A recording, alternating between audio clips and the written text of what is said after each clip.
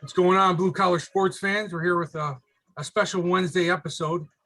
We're going to do a wrestling Wrestlemania video here for all you wrestling fans. And if you haven't noticed, we have a special guest here. We got Jimmy Churms. It's brother Scott up there. I'm going to hand this over to Scott. They got a special episode for you wrestling fans out there. All right, Scott, go ahead. Yeah, this is mainly for we got Jimmy and Hitman. Yo. We're gonna go over their top 10 WrestleMania matches of all time, and then I constructed a cool little configuration, my own little way to come up with the official top 10 WrestleMania matches of all time. What we're doing is say Hitman's number 10 is going to count for 1 point, and say Jimmy's number 1 is going to count for 10 points, and we'll add it all together as we go. I already have their lists, so I know what the final results are. So should we just start from there? Number 10? Yeah. Sure. Yeah, I'm looking forward to hearing this. This should be good. Yeah. Tony, you quiet. You stay quiet. Yes. All right, we'll start with Jimmy, the new guy. Jimmy, you're number 10 and why? Briefly. What's briefly mean? Not what I want to know. That's what I want to know because we can make this like, 2 hours probably. I was gonna say, don't ramble on forever. Well, here my Keep first it match within involves a minute.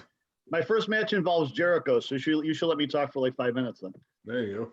Take Yeah, over. my first my 10th favorite WrestleMania match is Shawn Michaels against Chris Jericho, WrestleMania 19.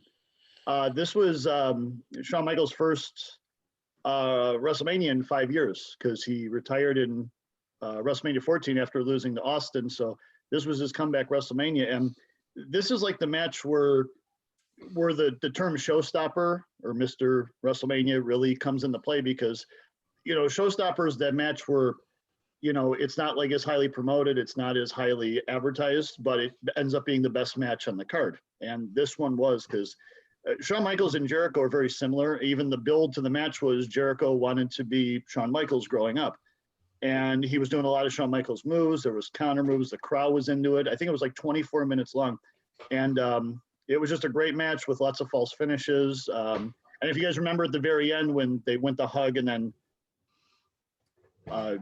Jericho low blowed him and then hugged him or whatever. And it added on to it because it was such a good match. And then the crowd cheered and then he nut shotted him. And that sounded wrong. But still, it was, I enjoyed it. It was very crisp, very clean, mostly in the ring too. So it was just I could watch that match over and over and not get bored with it at all. Hitman, you're number 10, please.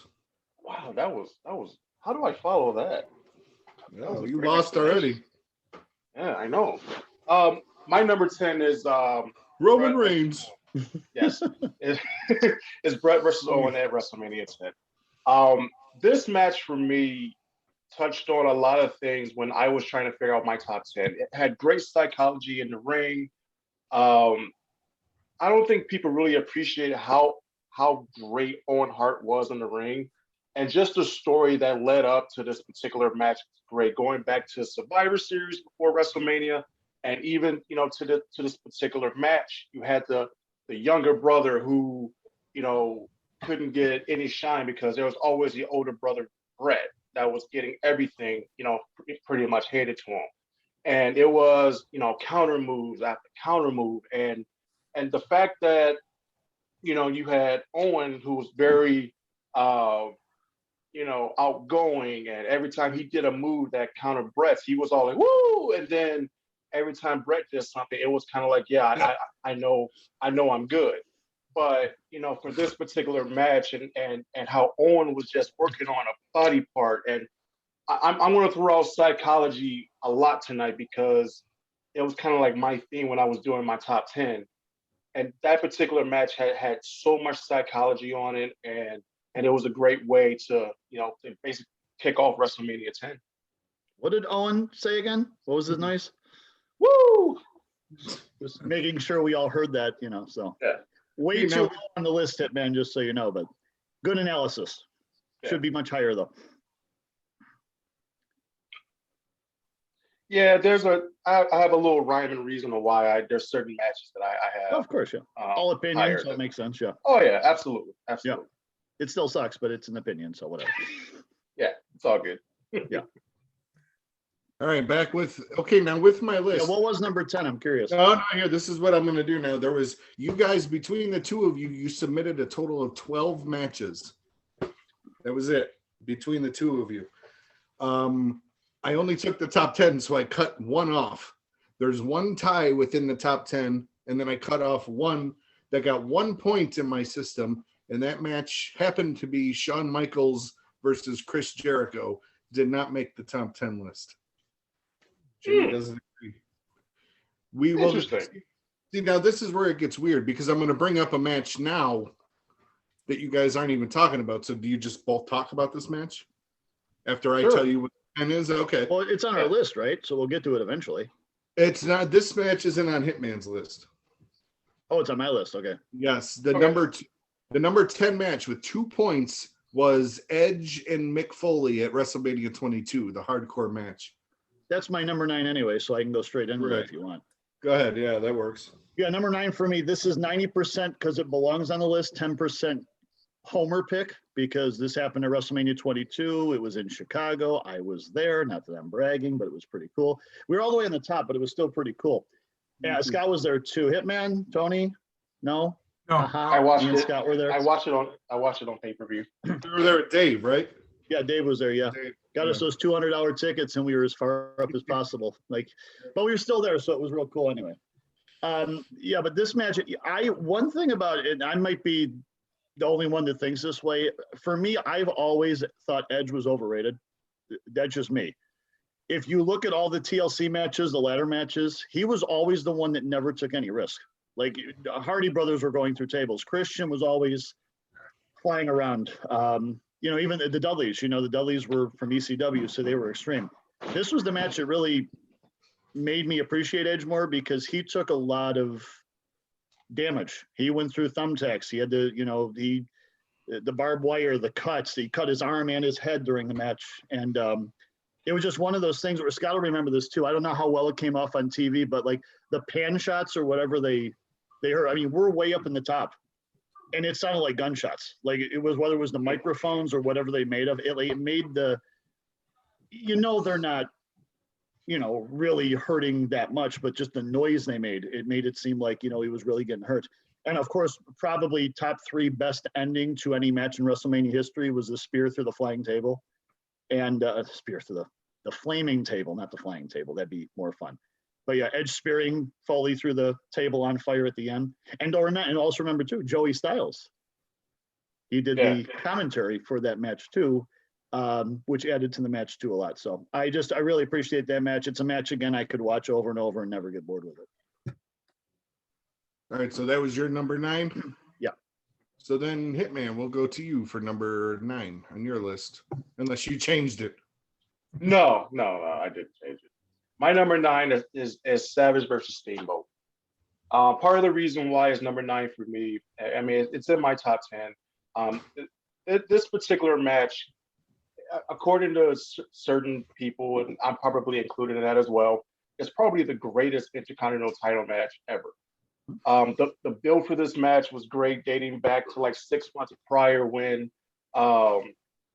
Savage basically tore up Steamboat's throat. So there was like a huge build for this particular match, and there was like something about 22 false finishes.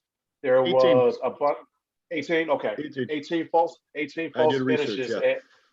And thanks, appreciate it.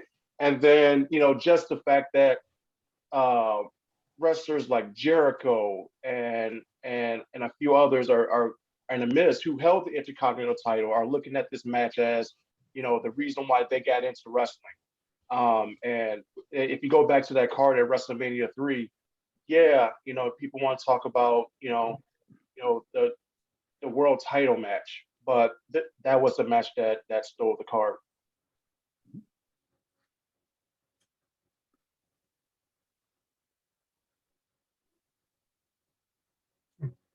You waiting for me? Yes. Yeah. It froze. Awkward silence. All right, so the official number 9, which scored 6 points, was Randy the Macho Man Savage versus not Steamboat, but I think Hitman picked this, the Ultimate Warrior. That came in at number 9. Okay. Yeah, well, it's like I said, 6 points. So yeah, and then we just move on to number 8. Yep. Yeah, Jimmy's number 8. Greatest WrestleMania match of all time. Tony, do you have anything to add? Not right now. I'll let you guys. Okay. Are your pants on? No. Okay. What was it? Never. Make the pasta. Not yet. It's still my favorite slogan from you ever. Make the pasta. You have to earn that. I just don't. I know. I'm sorry. I shouldn't. It's my first day. I shouldn't have said that. Yeah, you're new here. I'll be quiet. All right, we're on number 8. This is where me and Hitman, I know we're going to disagree. My number 8 is Hogan versus The Rock from WrestleMania 18, because I know he's going to have it higher on the list. And it deserves to be on the list. I have a hard time putting Hogan versus anybody on the list as far as a wrestling match goes. Hogan deserves credit for the wrestling boom. Nothing can be taken away from that. The problem is Hogan's not a good wrestler from a wrestling standpoint. He's a good talker. He's a good promo guy. He looks great, but his matches, for the most part, always have sucked. Now, this deserves to be on the match because this is the quote-unquote dream match that we actually got to see. You know, there's so many dream matches we didn't get to see. We didn't get to see Goldberg and, Austin. We didn't get to see Sting and Undertaker. This is an actual dream match that we actually got to see. So because it was billed icon, I mean, that should be why it's on the list. The problem I have with this list is all the other 9 matches on my list, I could rewatch them from start to finish and not fast forward. This match to me is only known for 3 things: the stare down at the beginning, him hulking up, and the Toronto crowd. That's it. I could fast forward the first 12 minutes after the stare down because it did nothing for me. But the stare down, the entrances, the stare down with all the flash bulbs, even JR said it best. He's like, look at the flash bulbs. Even he was, mesmerized by it. Just get me to the hulking up and the ending sequence. And then at the end when he was posing, it was great. That was a WrestleMania moment.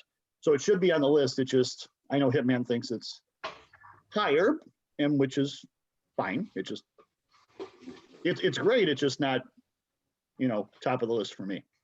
Hey, Jimmy, I actually agree with you with the whole crowd thing that you said. I actually watched that match today during my lunch. Crowd was awesome. Yeah, crowd was amazing. Yeah. As soon as he hit that leg drop, I thought the roof was going to go off the building. And that stare JR's down was pretty good. And JR's commentary going through it. I mean, that's the thing too. You got really good. Sorry. No, I'm just saying wrestling just so much. If you watch old wrestling, not old wrestling, but like, when we grew up, like the Attitude Era stuff with JR, like prime JR, he can make a horrible match seem like the WrestleMania main event. Like you need crowd. That's why wrestling sucks now. I mean, just with no crowd interaction, it's tough. And Michael Cole is horrible at commentating. He does nothing at all. So, just things like that. Even King, Pervy King from many years ago, he was entertaining at least, so it's the crowd and the commentary adds to it. It's just Hogan sucks. So I just can't put him higher on the list. Yeah, Hogan was really good at working a crowd, not so much wrestling, but he knew how to work a crowd. Yeah. What are we at? 8? Hitman number 8? Yeah, so my number 8 match is actually, and I go back to something that I said before. I redid my whole thinking because I changed a lot of what I thought, wrestling and sports entertainment and things like that. My number 8 match, and I know Jimmy's going to disagree. Actually, you all may disagree with me. That's fine. Jax. No, not yet. My number 8 match is HBK versus Kurt Aguis. Part of the reason why, I love this match for the simple fact that, as you pointed out, Jimmy, when it was the show-stealing match of WrestleMania 21, but it was also the build. It was also the fact that you had Shawn Michaels, who was now decorated as Mr. WrestleMania, going up against the Olympic hero or the Olympic gold medalist, and why Kurt Angle wasn't getting all these accolades as Shawn Michaels was. So eventually it got to a point where Kurt just started targeting everybody and eventually got Shawn Michaels into a match. And once again, the pure athleticism of both of them, the going back and forth, the false finishes, the moves, and eventually getting Michaels to tap out. You know, for me, that was a great match and deserving to be in my top 10. Do you remember the build too in the promo? I remember when Angle won the gold medal in '96. He goes, you know what pissed me off the most is because that year no one was talking about me still. They were talking about that was the year that Shawn Michaels had the Iron Man match with Bret Hart. Yeah, with Bret Hart, yeah. He's like, everyone's like, wrestler of the year. I just won the freaking gold medal. So they used that too. Yeah. So Yeah. No, it was like you said, the build was part of it too. I'll get more into mine when it comes to me, but yeah, the build was part of it too. It was very much anticipated for me. Absolutely. The official, unofficial number 8 score was 7 points. That went to the Macho Man Randy Savage versus Ricky the Dragon Steamboat. 7 points. So yeah, so far, yeah, we have 10 Edge and Foley, 9 Savage and Warrior, 8 Savage and Steamboat. Now on to 7. Jimmy, number 7. I will say that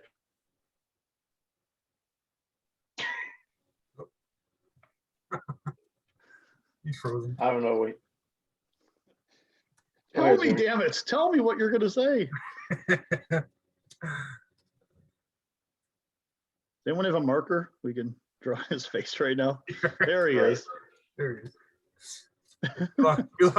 We lost him, bud. what? It was so funny too. Apparently, What did I say? What did I say? You said on to number 7. I think that's where you cut off. Yeah, on the number 7 on my list here with the points, it's a tie. So let's see if you guys have one of the 2 matches. Jimmy, number 7. Well, before that dramatic 20-second pause you just had there, you segued me perfect because my number 7 is Ricky the Dragon Steamboat and Randy Savage. This match, Hitman said it well. It's one of the most, what'd you call it, best Intercontinental Championship match of all time? Yeah. It pretty much could be that way too. And the thing about this match too is it's not just a good match because it was a good match back in the 80s. You could put that match on Raw today and it would entertain the people of today too. Like it was one of those matches that was like, 10 years before its time. Like with the, like you said, the near falls and the the false finishes. And everyone played the part well. Like this is just my opinion. Like would you guys agree that if someone said who was who was the wrestler of the 80s, it would probably be Hogan, right? I mean he's the one that made the 80s, the wrestling boom or whatever. Sure. Like he would be the number one you would call most important wrestler.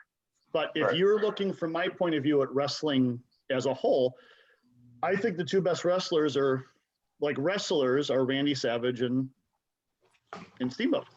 And just Hitman said a lot I was going to say, so go ahead with your number 7. No, actually, before you go, Scott, I just want to add on to what you said, Jimmy. 7. One of the things that I personally liked about this match was the fact that it was a legit badass or heel in terms of Savage versus a white beat babyface Ricky Steamboat. Yeah, and that was really classic for back in the 80s, and for you to have that was great for the match within itself. and also too, like Steamboat was one of the best. And I'm not going to claim that I was, the expert watching wrestling in the 80s, but the way Steamboat was selling in that match, like you said, the throat that Savage hurt months before, him going after that, you increasingly saw Savage, get more frustrated because he couldn't pull away. You guys remember when the big blue bell was brought out? Like that was the badass weapon of the day. Like they brought that out and they're like, oh my God, he's going to kill the guy or whatever. And everyone played their part so well. Like Savage grew increasingly, more frustrated when he couldn't put him away. Like I said, Steamboat was putting, he was making the match. You can see how much pain he was in. Even the retard George Animal Steel was in the match too. And he didn't bother me at all. And usually he does because he's basically a molester. Like, I don't know what the hell his gimmick was. Like he was probably besides Tony's gimmick. Roman Reigns, the worst wrestler of all time. Like, I don't understand why people liked him. Like, he just was horrible at everything, including life. Like, I don't, but even he didn't bother me. Like, he was the creepy guy chasing Elizabeth who was distracted. And then it was a short match too. It was only like 13 minutes. But in those 13 minutes, what they were able to do though, it was a really good match. Like, it was very compact and, again, an easy watch and even relatable to today. Like, for you know, it's just good. It's just one of those matches where any generation could watch that match and appreciate it. Absolutely. Hitman number 7, right? Yeah, don't you have to tell us what the number 7 did you was? go? Yeah, didn't you? I Who went went first? Oh, you went first. Jimmy went. No, Jimmy went first. Jimmy, Yeah, you're it's number your 7. It's your number 7. God Okay, my damn it, 7 Hitman! What the fuck are you doing? Sorry. My number 7 is Rock versus Austin 17. Two of the biggest guys in the industry during that time frame, two of the biggest faces facing off at WrestleMania. It was impactful, hard hitting. It was, and I'm gonna go back to the word, the psychology of the match. I mean, eventually, it started a Stone Cold Steve Austin heel turn because nobody expected this this badass guy who goes against authority, sells his soul to get back on top. That's basically what it boiled down to, and it started, eventually started the 2-man power trip. But this match for me, to have those two guys in their prime going up against each other for a title, definitely is worthy of being in my top 2. Yeah, like I mentioned, the 7s here, there was a tie with 8 points apiece. One of them was Triple H and The Undertaker at WrestleMania 28. That one tied with Shawn Michaels and Kurt Angle at WrestleMania 21. So those two both tied with 8 points. Interesting. But we'll get to that. We'll get to that Hell in a Cell match in a minute, I'm sure. So then, yeah, that brings us to number 6 with Jimmy. My number 6 is also from WrestleMania 17, but it's the TLC match, TLC 2, with the Hardy Boys, the Dudley Boys, and Edge and Christian. This was number 2 because the first one, of course, was months before at SummerSlam. And that was great. And I remember watching the match and I'm like, there'll never be a better ladder match than that, or a TLC match. And sure enough, I was wrong because that one was even better at WrestleMania 17. What amazed me about that match is there were so many risks and bumps or whatever, but it was all timed perfectly. Like, a lot of times, one of the biggest gripes people have with like table matches or ladder matches is there's way too much time setting up a spot. So like, it's not real, if that makes sense. Like, no one's going to lay on a table for 2 minutes. But there was so much going on that they kept like distracting you while doing one spot while another one was getting set up. So it flowed really good in like the 20 minutes it was given. And keep in mind too, it wasn't just 3 tag teams. If you guys remember too, Lita made an appearance, Spike Dudley made an appearance, Rhino made an appearance. So it was kind of like 9 people all at once, where all of them had time to shine. There wasn't one team that outshined the other. And again, all the memorable spots, the Edge spear on Jeff Hardy hanging from the ceiling, and the end with with Bubba Ray and Matt Hardy going through 4 tables, and Edge and Christian classically cheating because that's how they did it. So it was, and again, look at the crowd. The Houston crowd for that match was awesome too. They were into it as they should be, because it's going to be hard to ever beat that style of match, because it was beautiful. It was beautiful, and it was risky and smart all at the same time. That was the classic JR line too, with wasn't it? Was it that match when Edge speared Lita? Was it that? No, match? that was the first one. That was SummerSlam. Oh, never mind. Okay. Where he said, "Oh, you speared him, you son of a bitch." Yeah. Oh, I know. But damn. That was SummerSlam. That was the first one.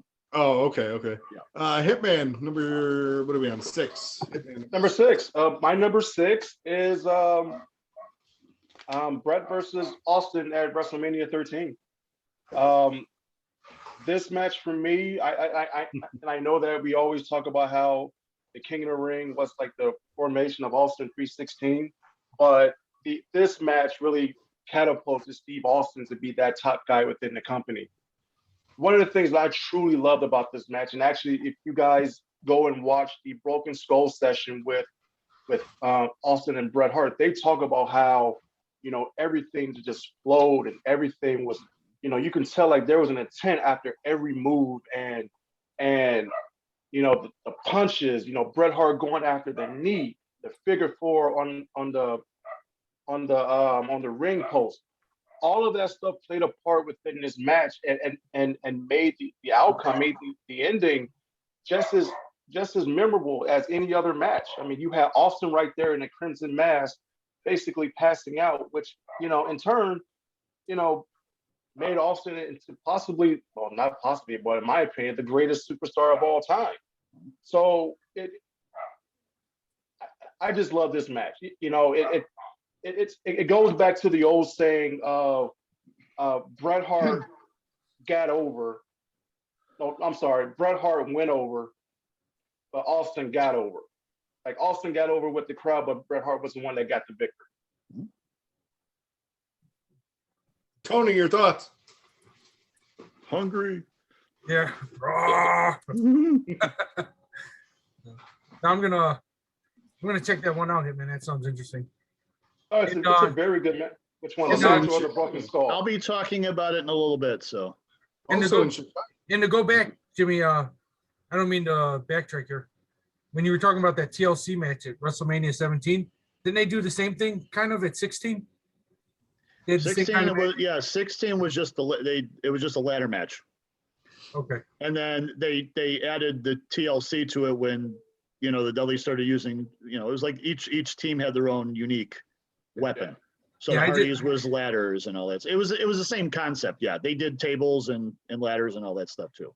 Yeah, those matches I just recently watched too. Those are pretty fucking cool. They got progressively better. Like it was like there was the first one they ever did ladder match. Not to get off topic, but it was No Mercy '99 maybe. It was just Edge and Christian against the Hardys. That's where it started it.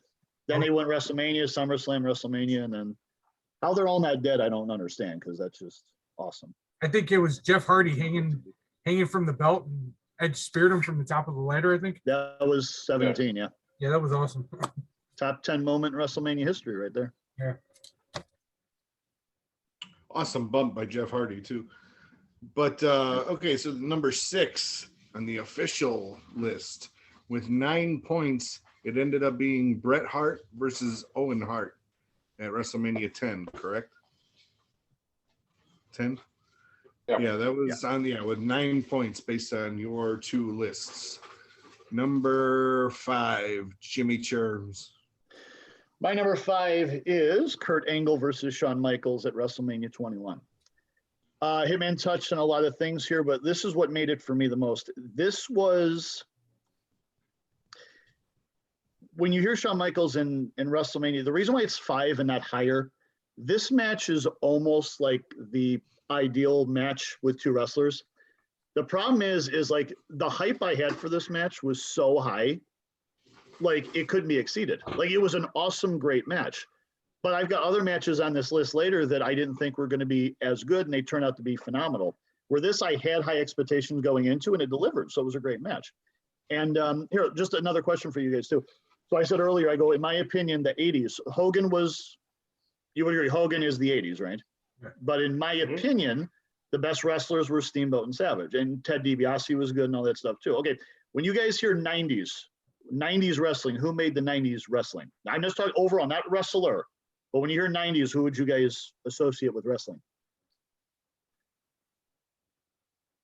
Well, I mean, I think it goes back to a couple of people. It probably would be Bret Hart and Shawn Michaels. Okay, because I would personally say Austin was the 90s. That's just me. But I think the best wrestler of the 90s overall was Shawn Michaels. That just, again, we're talking in-ring, bump taking, making others look good, etc. Now fast forward to 2000s. Who would you guys say was the wrestler of the 2000s? Again, just overall, would you go Rock? Would you go Triple H? As far as, just overall goes. I mean, are we talking about, are we taking everything into account of I have to go Rock. mic work, everything like that? Like if you were a casual fan at that time, who would be like the number one wrestler you would hear of? That's what I mean. If I was a casual fan, it would be The Rock. That's what I mean. So I'm just saying, like, when you guys think 90s or casual fan thinks 90s, you would think Austin, because he was the face of the company. But Austin wasn't the best wrestler, was Shawn Michaels. Like the 2000s, people would think The Rock instantly. But the best wrestler of the 2000s was Kurt Angle. Like overall, best wrestler, bump taker, made others look good. It's Kurt Angle. So you have the 90s best wrestler, in my opinion, in Shawn Michaels against the best wrestler of 2000s, which is Kurt Angle. They can't have a bad match. Like that is like the ideal perfect matching. And like you said, the build was awesome. It started even before that. Then the Rumble, they intertwined with each other. The near falls in that match, it went 25 minutes. It was never boring once. And again, there were a few first 5 or 10 minutes of mat wrestling. For the average fan, it would be boring. It was more to frustrate Kurt Angle that Michaels was getting the better of him. So it's a little lower on my list because there is some downtime at the beginning there, but the last 15 minutes is as good as it gets as far as storytelling and just overall. I love the finish too. Michaels in the ankle lock for like 2 minutes. It shows he didn't want to give up, and then he did. So yeah, it's a great match. It could be but it's just a good match. Spoiler alert. Oh damn! I've never seen that match before. I always said, if people ask me who I think is the best in-ring performer of all time, in my opinion, from what I've seen, my answer is always Shawn Michaels. It always has been. Yeah, I agree with me you, too. Yeah, he wasn't the greatest on the mic, but he wasn't horrible. That was That was his only downfall. He was not the most fluid. I mean, he had his moments, but he was not the most fluid on the mic as Right. The Rock or any of those top level performers. Right. Right. All right, that's My 5, so Hitman's 5. Hitman's 5. Jimmy should host. I'm not gonna lie. I'm kind of pissed at myself for not having this match higher, but I'm really excited to talk about it. My number 5 is Savage versus Warrior at WrestleMania 7. Oh. Career versus career. My reasons for having this match this high is for the simple fact that there was so much seriousness around this particular match. If you go back and you look at, normally when you hear Warriors music, dun, dun, dun, dun, dun, and yeah, and See you guys later. Warrior comes out and he's running, and then, but in this particular match, he was walking towards the ring. He knew the seriousness of this particular match. And then you go to, the fact that they took it outside of the ring, they took it inside of the ring, and then you had Savage give Warrior about, I think it was like 4 or 5 elbow drops, and Warrior still, got out. Another thing that I liked about this match was the emotional aspect of it, where they showed Miss Elizabeth in the crowd. And everyone knows Miss Elizabeth's history with the Macho Man. And the fact that she was there in the crowd, just being a fan. Eventually, Warrior won, and there was like a nice little emotional moment between Miss Elizabeth, where she came out and she helped, Savage after, Queen Sherry at the time, was beating the crap out of Macho Man. This match for me just has so much emotional attachment towards it, just mainly because of what those two guys were just going through in the ring. I mean, Warrior was supposed to be the heir apparent to Hogan versus the guy who was probably the best heel in the company at that time. So, to have those two guys go head to head, it's great. And then now the official number 5. Can you hear me, everybody? Just making sure. Yeah, we're good. All right. The number 5 on my list with 10 points was The Rock versus Hollywood Hulk Hogan at WrestleMania 18. That was my number 5. So, Jimmy, we are at number 4. Number 4 for me is Rock versus Steve Austin at WrestleMania 17, the best main event of all time to any WrestleMania of all time, at the best WrestleMania by far of all time, too. This was the match that pretty much ended the Attitude Era. It was the top 2 guys in the company at their peak, for the most part, so to speak, and they put on it was either 27 or 28 minutes. It was absolute nonstop. You go back and watch that match. It's 27 minutes. There's not one rest hold outside of, sharpshooter or anything that would be considered a submission hold, but no chin locks, no anything. Brawling outside, weapons, lots of blood. Like, I think Rock cut himself 3 times. Austin did try to represent, what he did with Bret Hart back in 13 with the blood rolling down his face. It was pretty much, again, it was the best way to end the match. The only gripe I have and why it's not higher is I hated the finish. It was a great match. Like the counter holds, they each did each other's finishers. I hated McMahon involved. I hate pay-per-views having storylines that could have been done on Raw the next night. That's the only problem I have. It's WrestleMania. End something. That should be the end all, the culmination, the conclusion to something. They could have had McMahon heel turn, or Austin heel turn, I should say, the next night on Raw. And I know the next night on Raw, Triple H turned heel and joined Austin for the 2-man power trip, but they could have done that. And I know, like, the end too. Like, I didn't think 30 chair shots to the gut is a good way to finish WrestleMania. No. But everything else was great. It just, in my opinion, it could have been the best match ever. But the last 3 minutes, just something was wrong with it for me. I didn't like it. They were also trying to turn Austin heel in Texas, which, when he won, the whole place still went crazy. So it would have been better if they did it somewhere not in Texas. But a great match. I can't knock anything except for the ending for me. I could watch that match again every single day and not get bored with it. Best part of that match was when they were standing in the middle of the ring and Rock was kind of hunched over and Austin's just standing there. He's like this real quick. Mm-hmm. And then the Rock gives him the stunner off the rope. Yeah, Good times. Yeah, Missed that was that a fun stuff. match. Can you guys believe? Hey, tomorrow's April 1st, right? Yes. Tomorrow's the 20-year. Tomorrow's the 20-year anniversary of that match. Oh. April 1st, 2001 was WrestleMania 17. That Wow. sucks. We're getting old. Oh my God, Yeah. so quickly. Oh man, yeah. It's all gonna end soon. We're getting older, but we're getting hotter. Just think of it that way. Right. Hitman number 5. Maybe Tony's Number getting 4. hotter. Oh, mine Number 4. 4. I'm sorry. Go ahead. Like, I already talked about number 5. My number 4, we Right. actually talked about this. Huh? What? Do what he says, damn it. Okay. He's the host. Just do 4. Do 4. My number 4 is Rock Hogan at 18. Originally, I had this like my greatest WrestleMania match of all time, and then I kind of sobered up and thought better of it. I chose this match, and I know Jamie talked about that there was, the 3 parts of the match that he only can watch was the stare down, the Hulk up, and the end when Rock came out and saved Hogan from the NWO.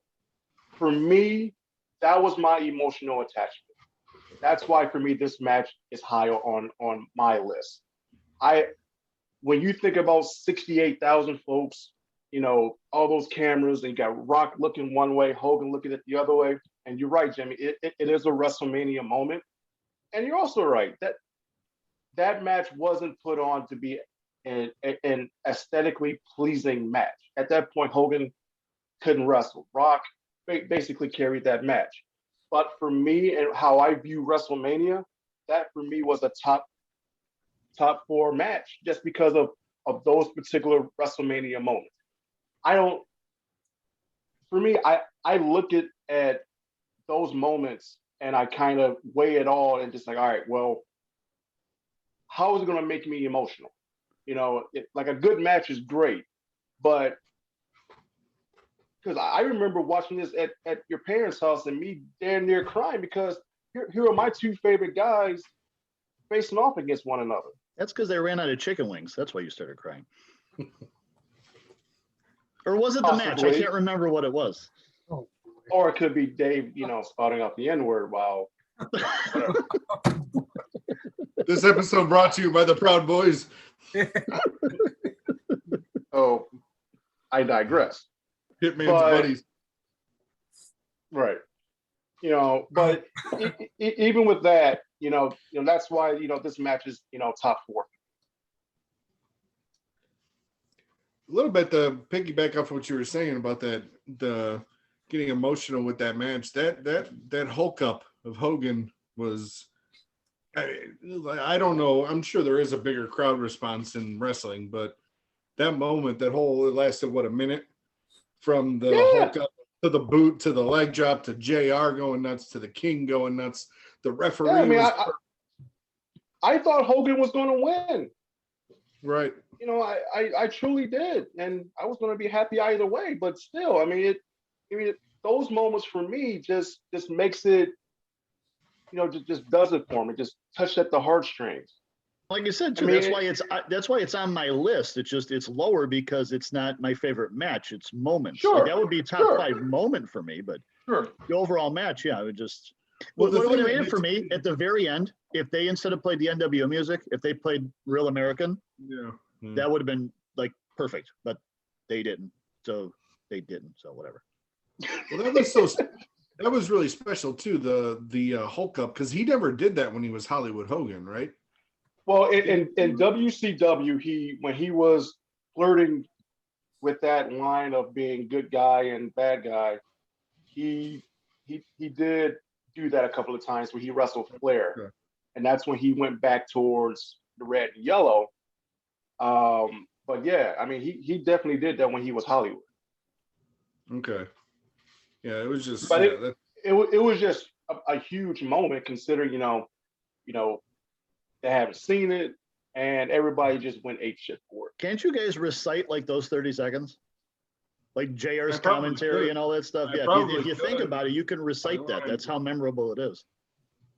And King was awesome too. All the King does is yell, but he does stuff like that. But and then JR has the best move. The line of the thing is when he yells, "He beat Andre the Giant with that move," and then he kicked out. And then he kicked out at 1.5. He didn't even sell the 2 count. He kicked out. He was kicking out at 1.5. Like he could have waited a little bit longer. All right, so where were we? That was number 4, right? Mhm. Number 4 on the official list with 11 points ended up being The Rock versus Stone Cold Steve Austin. Hey, got one right. 17. So now we move on to the top 3. Jimmy, number 3. My third favorite match of all time is Owen Hart versus Bret Hart at WrestleMania 10. This match is so high for me for many reasons, but this one in particular. Of the 9 matches on my list, every match has a flaw. There's a botched move, there's a slowdown period, there's something that you could look at that if you're being hypercritical and actually, criticize it. This is the perfect wrestling match. It's almost like the guys were brothers, like they knew what they were doing, and everything was great. It was just. Are they really brothers? See you guys later. Yeah. One's dead, so we'll never know. But the match itself was 20 minutes of mostly in the ring, technical wrestling as good as you can get. And Hitman, I'm glad you said this because I was going to make a point of this too. I don't know if it took Owen dying or us learning about how wrestling works, because we were kids when this happened, of course. Yeah. Owen Hart is probably the most underrated wrestler of all time. Like, he was so good, but he never got a chance, which sucked because he was in the crap WWF, like WrestleMania 11 through 13, where they had nobody, and he was mid-card jobbing to like tag teams. He was so good at wrestling, and so was Bret, of course. Hitman's named after Bret the Hitman Hart, after all, because look at the resemblance. They're twins, basically. Yes. But yeah, no, this is the perfect match. Just everything had a purpose. It was fluid. It was timed right. And the finish, what probably, would you guys agree, one of the most, like, besides maybe Lesnar beating Taker, besides that, the most shocking finish to a match? Like, were you going into it thought not a chance in the world Owen could win, and he won. So he beat him with a wrestling movie. He beat him with a Yeah, wrestling it move. was a sunset flip, or not a sunset flip, Yeah. a victory roll. A victory roll. Yeah. It was like I said, it's for me, even though I have two matches higher rated because I enjoyed them more, that's the perfect match. Like it's from start to finish, perfect wrestling, and the opener to WrestleMania 10. So it's good. Can't say, and Hitman added a lot to it earlier too. So yeah, I loved it.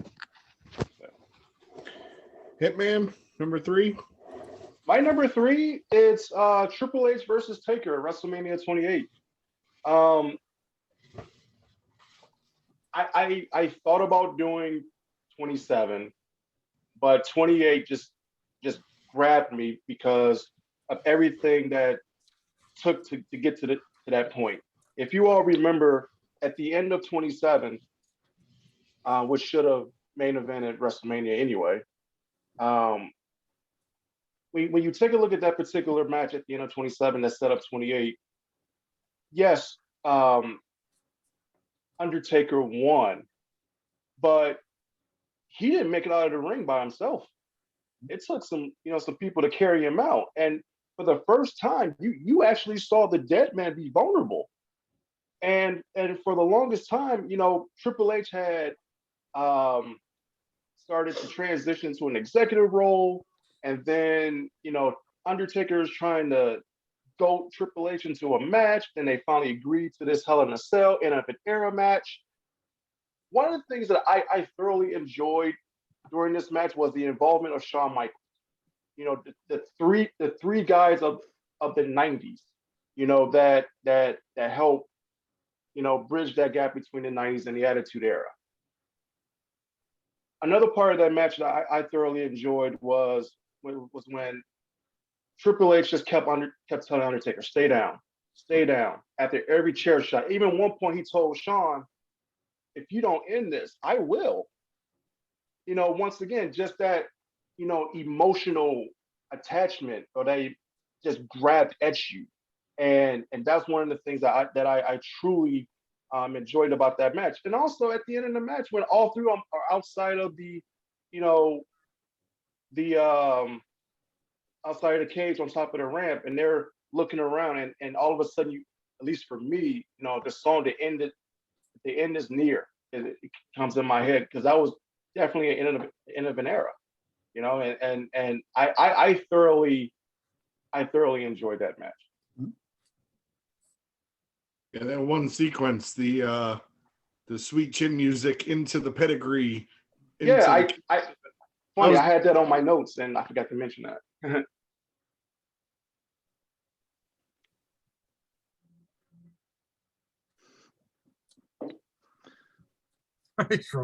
Scott's a great host. Would you guys agree? He's awesome. Look at his excitement on his face. Hello. Are we back? Yeah. You had a very surprised look on your face. Oh, I hate this shit. Yeah, my number 3, the overall number 3 that scored 14 points was the TLC match at WrestleMania 17. That was number 3 on the list. So now here we go. Now, should I do for my reveal, do I just do the number 2 or do I do number 1? What's more exciting? Whatever you want to do, you're the host. All right, so You'll probably pause anyway, so it won't matter. Right. Well, I'll just do number 2, whatever. All right, well, Jimmy, you first. You go do your number 2. You take your number 2. Get it? Oh, we have jokes here at Blue Collar. Not good ones, but we've got jokes. Right. See you later. My number 2 is Shawn Michaels versus The Undertaker at WrestleMania 25. Of all the matches I've probably rewatched in the past 20 years, this is probably number 1.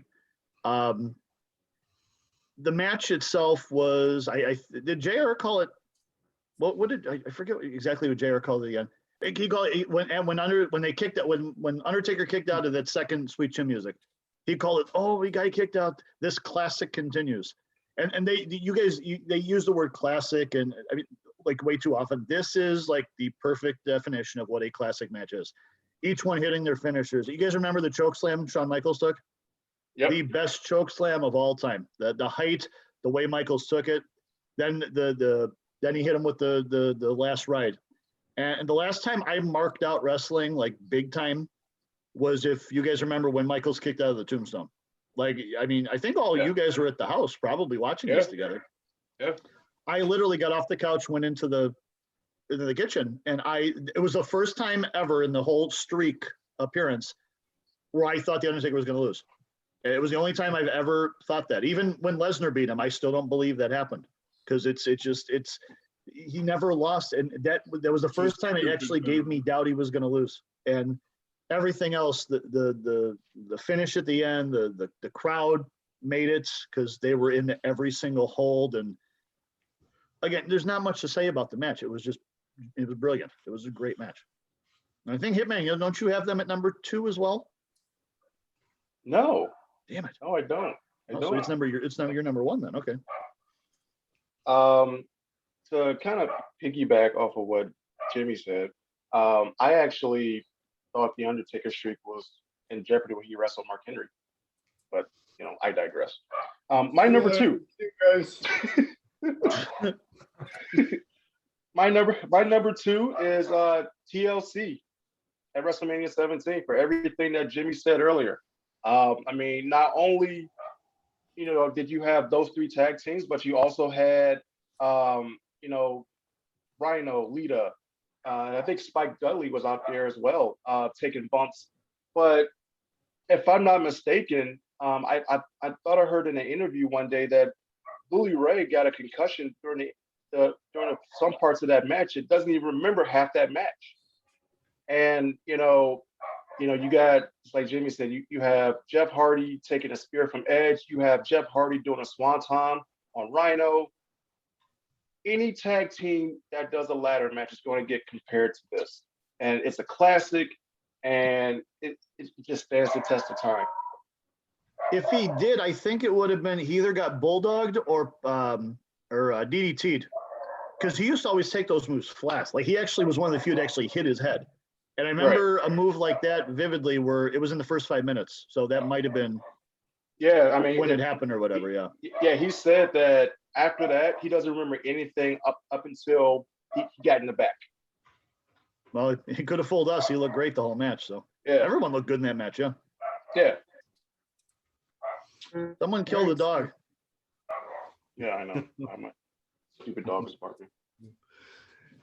All right, here, my number 2 with a total of 15 points ended up being Bret Hart versus Stone Cold Steve Austin at WrestleMania 13. That was the number 2 match I have. Too low. Yep. Jimmy, now here we go. Tony, give me a drum roll.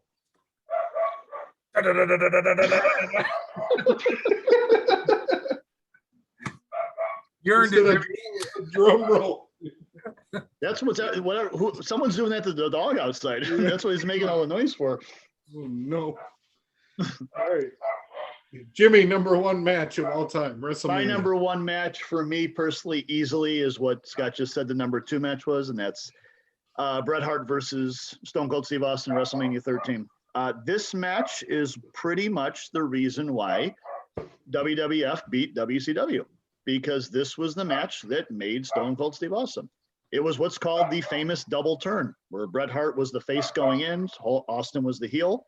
And by the end of the night, they flip-flop positions. And then ever since that moment, Austin took off and he was the face of the company. And fast forward 4 years later, WCW is gone, because Austin pretty much made the 90s wrestling fun.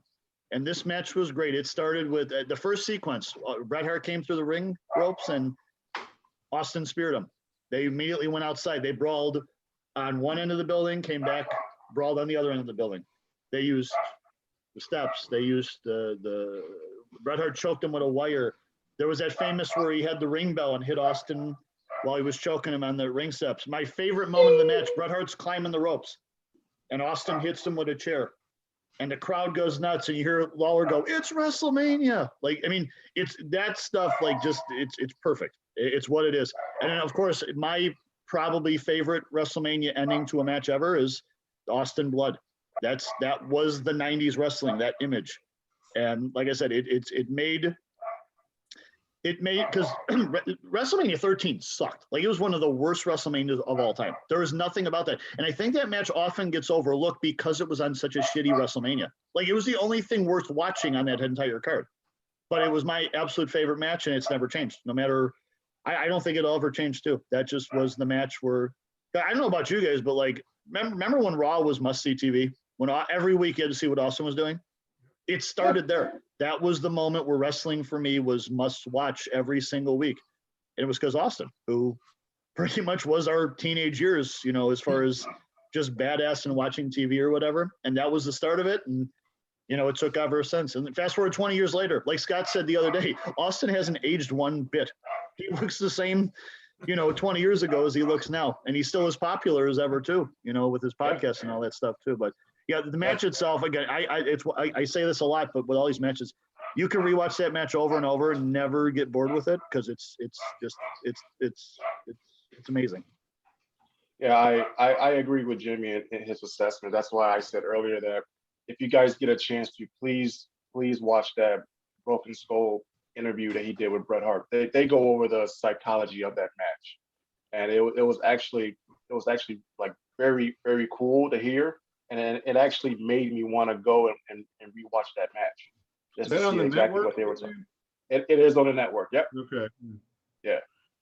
That's another iconic just moment of that match was how long was Austin in the sharpshooter? 5 minutes? I don't know if it was that long, but Yeah, 3 to 4 minutes probably. But when he the last gasp, he slaps both of his hands on, and then he does the one last push up, and the yell, the blood comes in. That was it. Yeah. Again, that's the image of 90s wrestling. That right there. That 5 second pose of him bleeding. That's what turned wrestling around. WCW was killing WWF at the time, and then a year later, WWF's now on top. And sure, they had help. The Rock was established as a star. Mick Foley was coming around that time. Triple H was getting more cred. So it wasn't just Austin alone, but I mean, you guys would agree that Austin was the primary reason why there was an attitude there for the most part. Besides D-Generation X, I can't discredit them either. But Austin was, that's it. You also left out the fact that Ken Shamrock was a special guest referee. Oh, that's on my notes. I do have some notes here because I'm a complete loser. I did have notes. And most people didn't even know who Ken Shamrock was at the time. I was one of the few people actually watching the old UFC, so I actually knew who he was. And it made the match more legit too. Like, it was like, okay, this is a real badass. Like, it's, I don't know how many people at the time knew wrestling was, scripted, but that made it legit. Like, he was the submission. I know, spoiler. I'm horrible at this shit. Not scripted. It's predetermined. Okay. It's real to me, damn it. You shut up. Oh, speaking of that, there's something I want to air out at the end of this if you can give me 30 seconds. Oh, no. But go ahead, man, finish your thought. You got to do your number one. Oh, no. I was just going to say that, just going back to, Shamrock, I mean, there was a point where you actually thought that Bret Hart and Shamrock were going to go at it. Because remember, after the match, when he wouldn't let go, he body slammed Bret Hart. But that also solidified his heel turn because he squared up to him, but then backed off, and then everyone booed.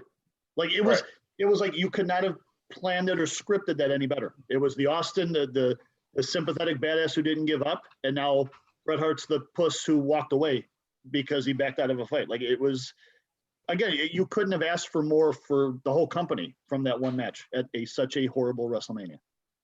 Yeah, I mean, actually, I got two thoughts regarding that before I get to my number one.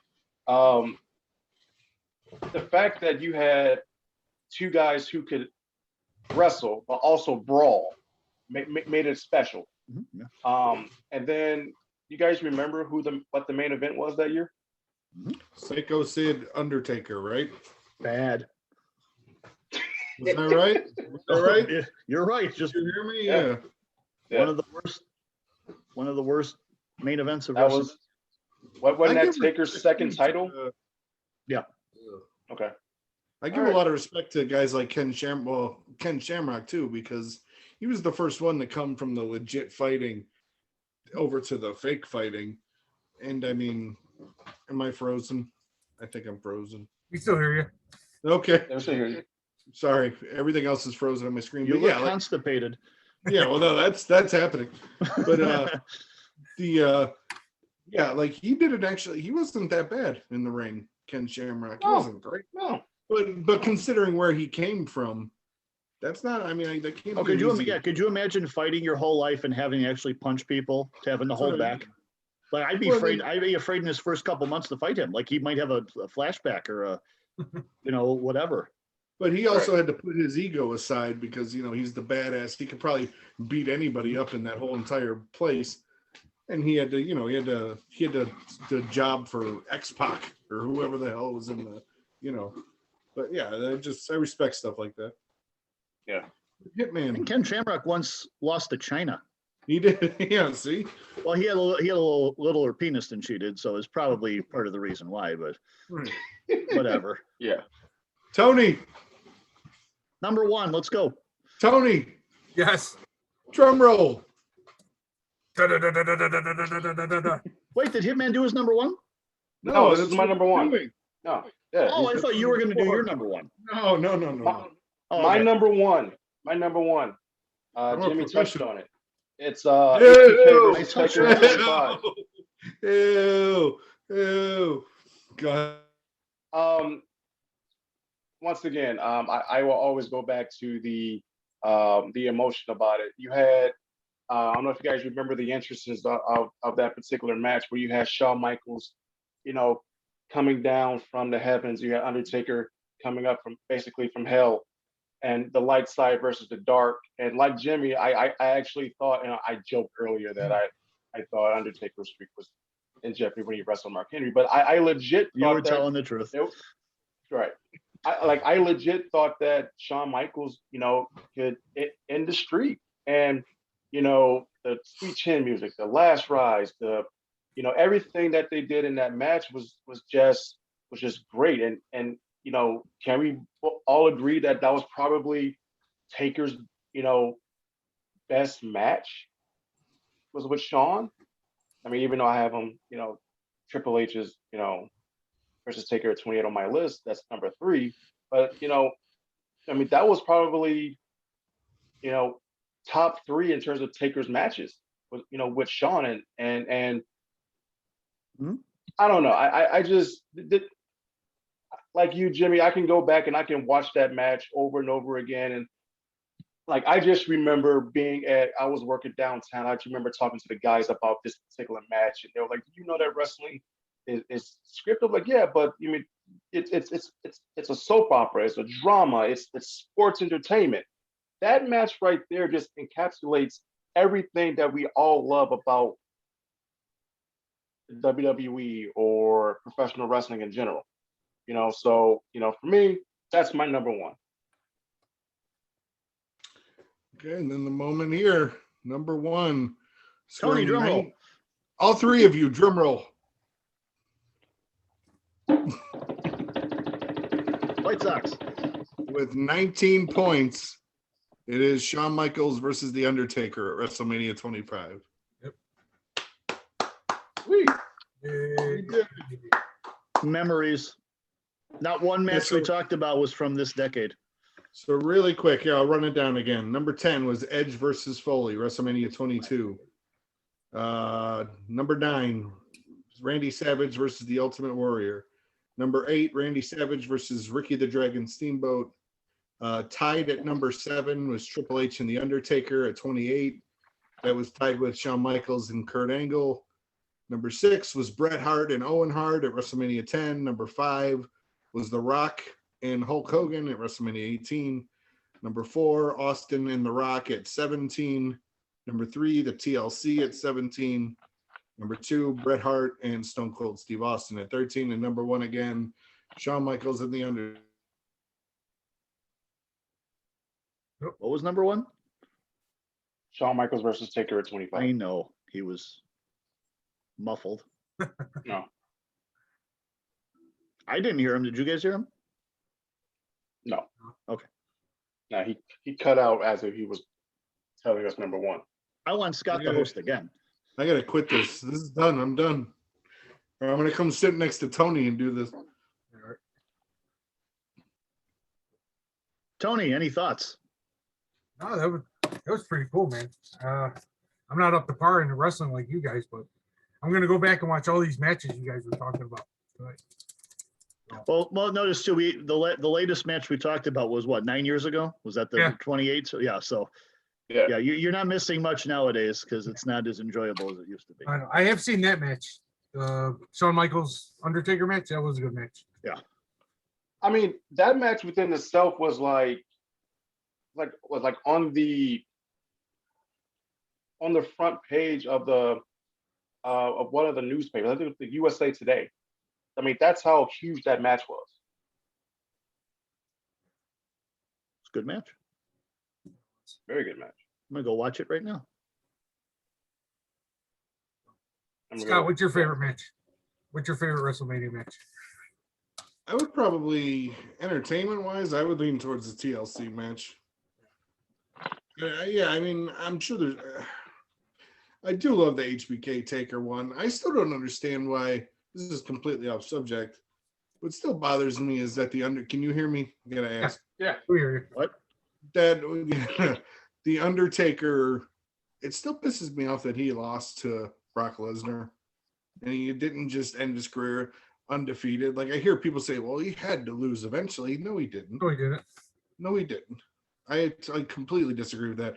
But then when I heard the Austin interview Vince said it was all about giving back to the business, which is I think is fucking stupid because it's two big established Hall of Fame guys. That's the thing. Like if you're gonna do that, you should lose to a young person that you can build for the next 10 years. Like Lesnar didn't need cred by ending the streak. He was already the badass he was. It made no sense.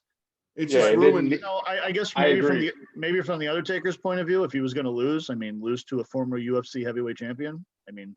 I just don't get it. Like I thought the entire time growing up that it was just that was going to be his thing, and he was the guy that never lost at WrestleMania. It should have been. Yeah, he should have never lost. Yeah. No, Vince was looking for shock value when he didn't need it. He didn't need it at all. Right. No, he didn't.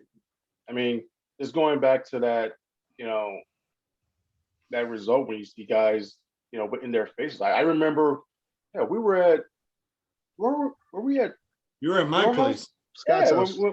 Yeah, when we watched it, it was just like, damn, he lost.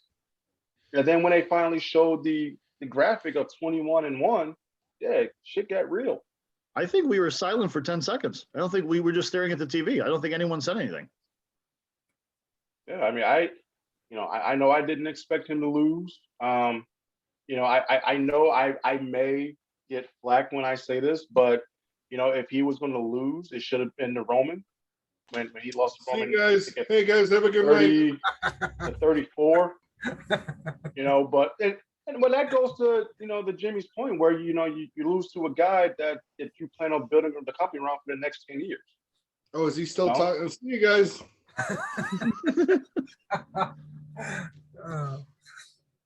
He should have lost to Nia Jax because she's so beautiful.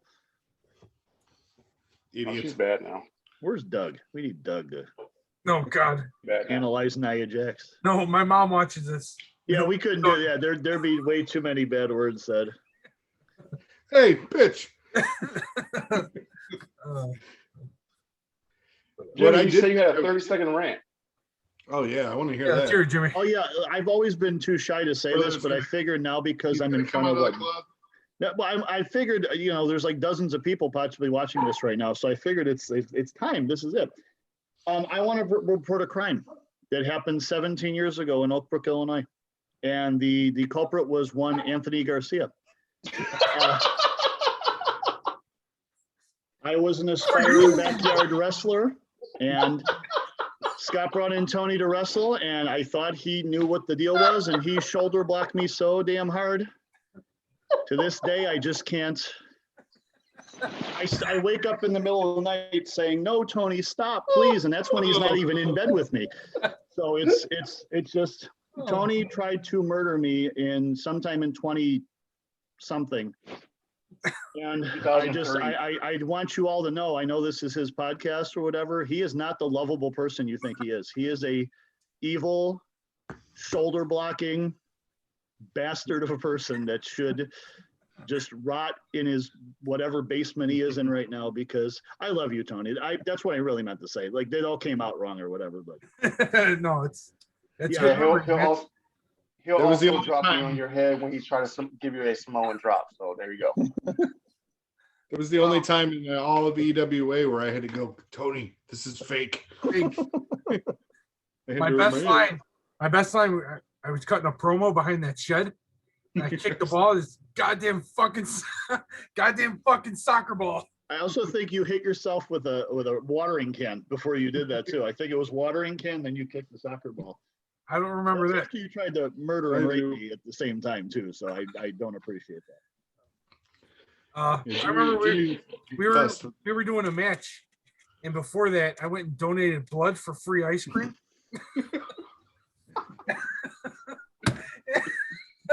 And it was 100 fucking degrees outside. And 30 You wrestled in 4 matches. 30 seconds into the match, I told Scott, put the fucking cone on my head. I'm done. And I just laid there. When I streaked cone on my head, I fucked up the whole script that Scott had for us for our match. Yeah, because that was the Royal Rumble match we had. We're like, Tony, we have to throw you over the top. I remember we were rehearsing in your living room for like fucking weeks for that match. And that morning, I heard Oberweis was giving away free ice cream if you donate blood. Why were you so out of breath? What's up? I said, did you run there? Like, oh my God, there's ice cream, and you start running towards No, it. I ran out of breath and energy because I donated so much blood like an hour before we wrestled. Why couldn't you just buy Oberweis ice cream after we wrestled? I don't know, man. I got excited. It was free. Fuck it.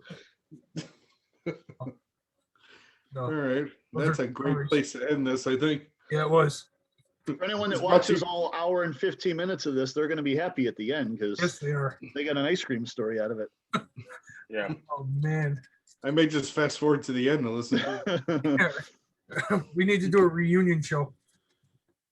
We need to figure out a way for my shit to stop sucking. That's Oh, you mean your Wi-Fi? Okay. Yes. Oh, yeah. It I was curious. I'm like, there's call ladies That's for that. Yeah, that's the next video. That's the Doug video. It just Doug on the screen. None of us, just Doug. I told Doug we should all do a broadcast live from the Soldier Field parking lot during a tailgate. No. Yeah.